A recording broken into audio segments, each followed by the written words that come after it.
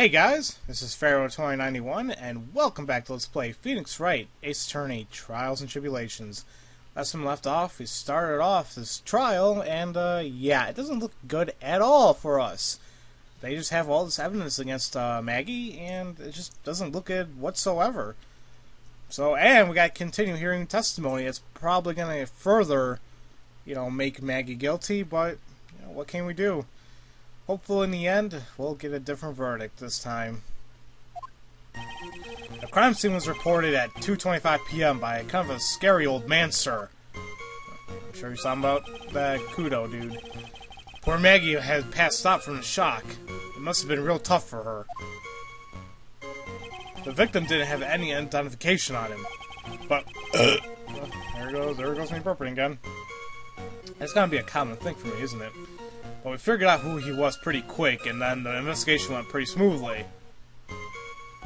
When Maggie was searched, we found a lottery ticket and a bottle of poison. And that was it. There was nothing else missing from the crime scene. Okay. You identified the victim and secured your prime suspect. Very good. Last chance to convince the court you're a real lawyer, Trite. Don't count on any more cross-examinations after this one. So, let this fun begin. Oh god. Okay, well. What can we do? Well, okay, I got one. He said that they found out who he was pretty quick. So they didn't have an identification, but they figured out who he was. How did that happen? Wait a second. Huh? Did I say something dumb again? Let me paraphrase what you just testified to this court. The victim didn't have any form of ID on him. That's basically what you said, right? Well, yeah, basically. In that case, how were you able to identify the victim so quickly? Oh, that. He's so let down. He's got the whole sagging shoulders and puppy eyes thing going. There was a prescription bag on the victim's table along with the lottery ticket. It seems Mr. Glenelg visited his doctor before he went to Tribulations. We got the victim's name from the medical records on a doc who prescribed the meds. That's a reliable enough source for the court. What should I do?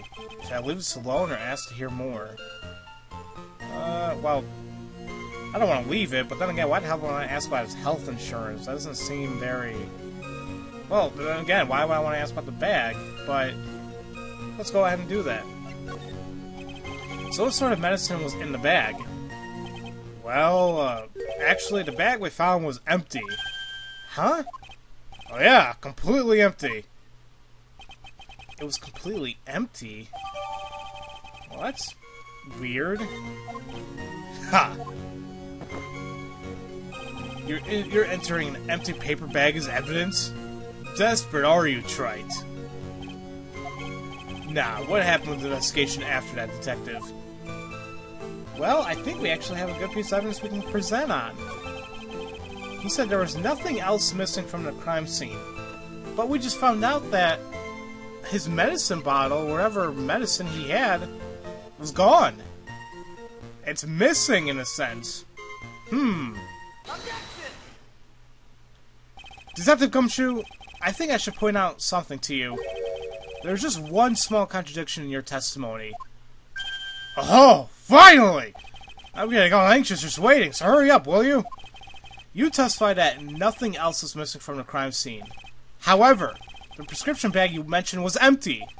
Did the officers recover the medicine from the scene of the crime later? No, they didn't.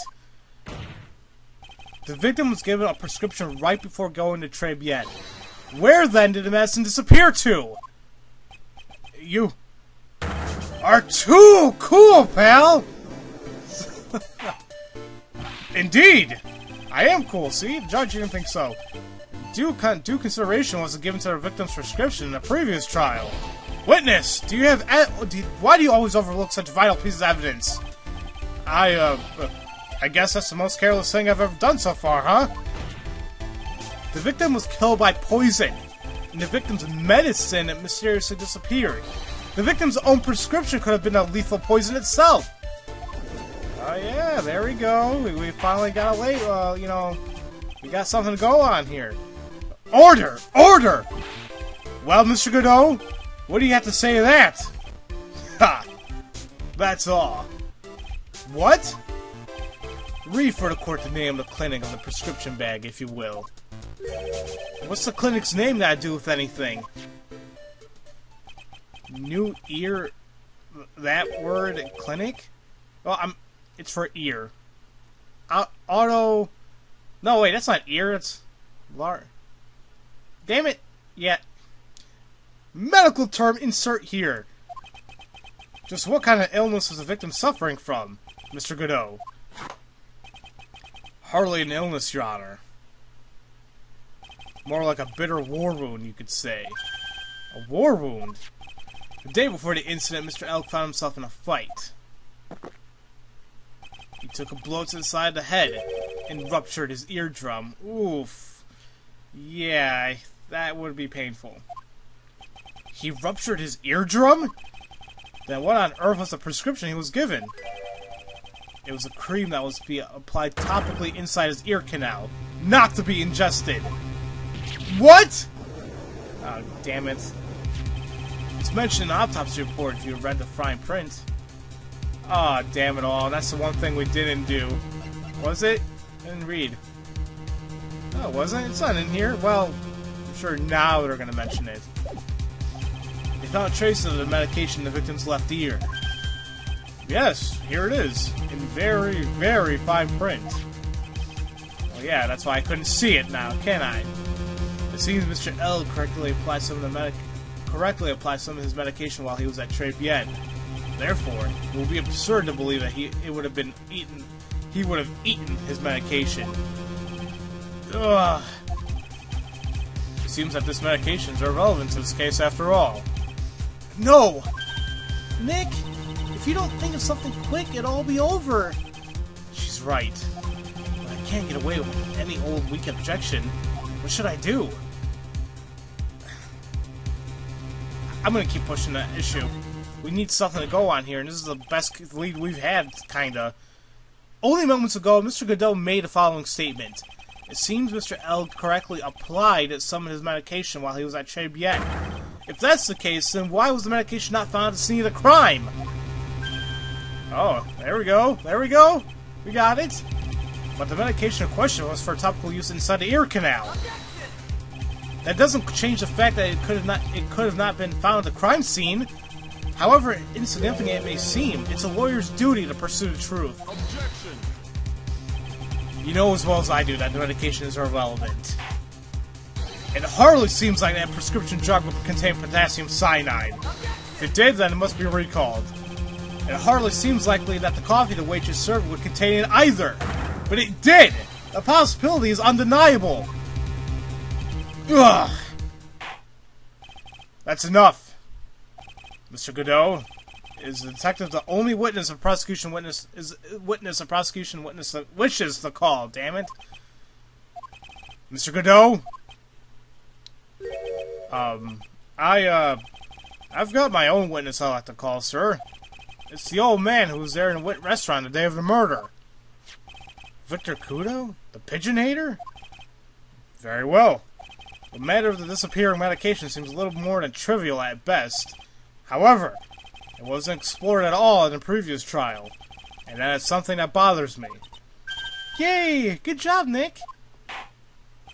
The court will adjourn for a 10-minute recess, after which we'll hear the prosecution's next witness. Ha! I suppose this means I'll just have to finish you off in my last 6 cups. Court is adjourned for recess. Alright, well, there we go. Alrighty. So yeah, we definitely got something to go on here, so that's good. Phew! That was close! Tell me about it. I nearly died in there. That's my line, sir! No, it's my line! I think I really did die a little bit. Looks like we all nearly died in there. I can't believe Detective Gumshoe! How could he betray us like that? Huh? He said he'd help me, but he totally set me up! I don't think he meant to do that, Maggie. He was backed into a corner. It's his job, too. I mean, he had to do what he had to do. There you go. I mean, this guy's got his job, right? Got to do his job. It's okay. I know all about lies and betrayal. I've had them my whole life. But it really hurt this time. It felt like someone punched me hard in the stomach. I hate that guy. I don't ever want to see him again. Poor Gumshoe. So next witness is going to be the old guy from the park, right? Yeah, Mr. Kudo. Lover of waitress outfits and projectile seeds. I bet he's going to be really stubborn. I mean, he's pretty set in his ways, you know. Yeah, he's a big old grouch. Are you going to be able to handle him, Nick? Yeah, I can take whatever he throws at me. Even those never-ending bird seeds. Especially if it's like, you know, if he's anything like Miss Oldbag. I mean, if anyone can handle her, I'm sure we can handle this Kudo guy. Court will now reconvene for a trial of Maggie Bird.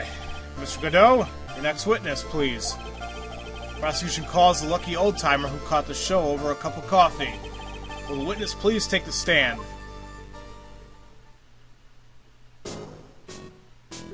Name and occupation, if you don't mind. Name is Victor Kudo, born and bred in the land of the rising sun. Honor and duty are what make me. Mind you, I can be quite emotional at times, too. We don't need to hear about that, Mr. Kudo. Just tell the court your occupation. My occupation? Gah! Listen, youngin', how much call... wait.